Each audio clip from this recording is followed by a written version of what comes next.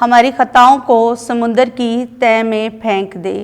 آج کی پہلی تلاوت میکا نبی کی کتاب، اس کا 7 باب 14 سے 15 اور 18 سے 20 آیت مقدسہ۔ اے خداوند، اپنے عزا سے اپنی امت یعنی اپنی میراث کی گلہ بانی کر۔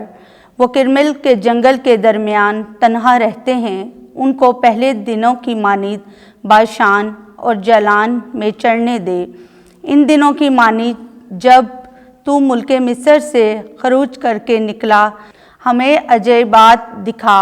تیری مانند خدا کون ہے جو بدکرداری کو معاف کرے اور اپنی میراث کے بقیہ کے گناہوں سے درگزر کرے؟ وہ اپنا غضب ہمیشہ تک نہیں رکھ چھوڑتا، کیونکہ وہ شفیق ہونا پسند کرتا ہے۔ وہ ایک بار پھر ہم پر رحم فرمائے گا اور ہماری بدکرداری کو پامال کرے گا اور ہماری تمام خطاؤں کو سمندر کی تہہ میں پھینک دے گا۔ تو یعقوب سے وفادار رہے گا اور ابراہیم کو وہ شفقت دکھائے گا جس کی بابت تو نے قدیم ایام میں ہمارے باپ دادا سے قسم کھائی تھی۔ پاک کلام کے پڑھے اور سنے جانے پر خدا کی برکت ہو۔ زبور 103 جماعتی جواب۔ خداوند رحیم اور مہربان ہے، اے میری جان خداوند کو مبارک کہہ۔ جو کچھ مجھ میں ہے اس کے قدوس نام کو مبارک کہے۔ اے میری جان خداوند کو مبارک کہہ، اس کے کسی احسان کو فراموش نہ کر۔ جماعتی جواب۔ خداوند رحیم اور مہربان ہے، وہ تیری تمام بدیوں کو معاف کرتا ہے، وہ تیری تمام بیماریوں سے شفا دیتا ہے، وہ تیری زندگی کو ہلاکت سے چھڑا لیتا ہے، وہ شفقت اور رحمت کا تاج تجھ پر رکھتا ہے۔ جماعتی جواب۔ خداوند رحیم اور مہربان ہے، وہ ہمیشہ کے لیے خفا نہ رہے گا اور نہ ابد تک جھڑکتا رہے گا۔ وہ ہمارے گناہوں کے مطابق ہم سے سلوک نہیں کرتا اور نہ ہمارے جرائم کے مطابق ہمیں بدلہ دیتا ہے۔ جماعتی جواب۔ خداوند رحیم اور مہربان ہے، کیونکہ جس قدر آسمان زمین سے بلند ہے اس قدر اس کی شفقت اس کے ڈرنے والوں پر ہے۔ جس قدر مشرق مغرب سے دور ہے وہ ہمارے گناہ ہم سے اتنے ہی دور کر دیتا ہے۔ جماعتی جواب۔ خداوند رحیم اور مہربان ہے۔ خداوند آپ کے ساتھ ہو۔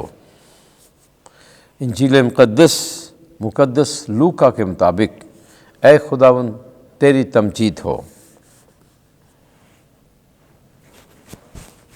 15واں باب 1 سے 3 آیت، پھر 11 سے 32 آیت۔ تیرا بھائی مردہ تھا اور اب زندہ ہو گیا ہے۔ اس وقت سب محصل اور گناہ گار یسوع کے پاس آئے تھے تاکہ اس کی سنیں، اور فریسی اور فقی یوں کہہ کر اعتراض کرتے تھے کہ یہ گناہ گاروں سے ملتا اور ان کے ساتھ کھانا کھاتا ہے۔ تب اس نے ان سے یہ تمثیل کہی کہ کسی شخص کے 2 بیٹے تھے۔ ان میں سے چھوٹے نے باپ سے کہا، اے باپ، مال کا وہ حصہ جو مجھے آتا ہے مجھے دے۔ اس نے مال انہیں بانٹ دیا، اور بہت دن نہ گزرے کہ چھوٹا بیٹا سب کچھ جمع کر کے دور دراز ملک کو روانہ ہوا، اور وہاں اس نے اپنا مال اوباشی میں اڑا دیا، اور جب سب خرچ کر چکا تو اس ملک میں سخت کال پڑا اور وہ محتاج ہونے لگا۔ تب اس ملک کے ایک باشندے کے ہاں جا پڑا۔ اس نے اسے اپنے کھیتوں میں سور چرانے بھیجا، اور وہ چاہتا تھا کہ ان چھلکوں سے جو سور کھاتے تھے اپنا پیٹ بھرے، مگر کوئی اسے نہ دیتا تھا۔ تب اس نے ہوش میں آ کر کہا کہ میرے باپ کے کتنے مزدوروں کو بہت روٹی ملتی ہے اور میں یہاں بھوکا مرتا ہوں۔ میں اٹھ کر اپنے باپ کے پاس جاؤں گا اور اس سے کہوں گا کہ اے باپ، میں نے آسمان کا اور تیری نظر میں گناہ کیا ہے، اب اس لائق نہیں رہا کہ پھر تیرا بیٹا کہلاؤں، مجھے اپنے مزدوروں میں سے ایک کی مانند بنا۔ اور اٹھ کر وہ اپنے باپ کے پاس چلا، اور ابھی وہ دور ہی تھا کہ اس کو دیکھ کر اس کے باپ کو ترس آیا اور دوڑ کر اس کو گلے لگا لیا اور مکرن چوما۔ بیٹے نے اس سے کہا کہ اے باپ، میں نے آسمان کا اور تیری نظر میں گناہ کیا ہے، اب اس لائق نہیں رہا کہ پھر تیرا بیٹا کہلاؤں۔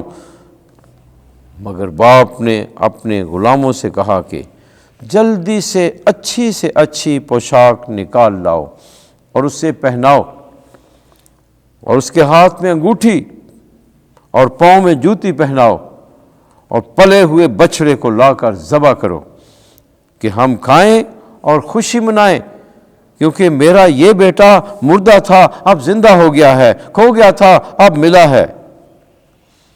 بس وہ خوشی کرنے لگے۔ اور اس کا بڑا بیٹا کھیت میں تھا۔ جب وہ گھر کے نزدیک آیا تو راگ اور ناچ کی آواز سنی۔ تب ایک غلام کو بلا کر پوچھا کہ یہ کیا ہے؟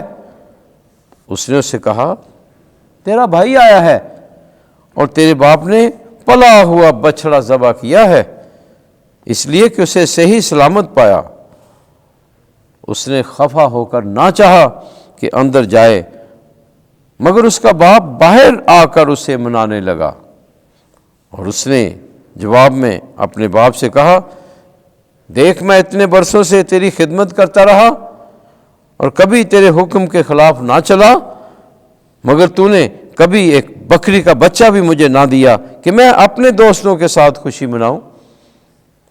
مگر جب تیرا یہ بیٹا آیا جس نے اپنا مال کسبیوں پر اڑا دیا، تو نے اس کے لیے پلا ہوا بچڑا ذبح کیا۔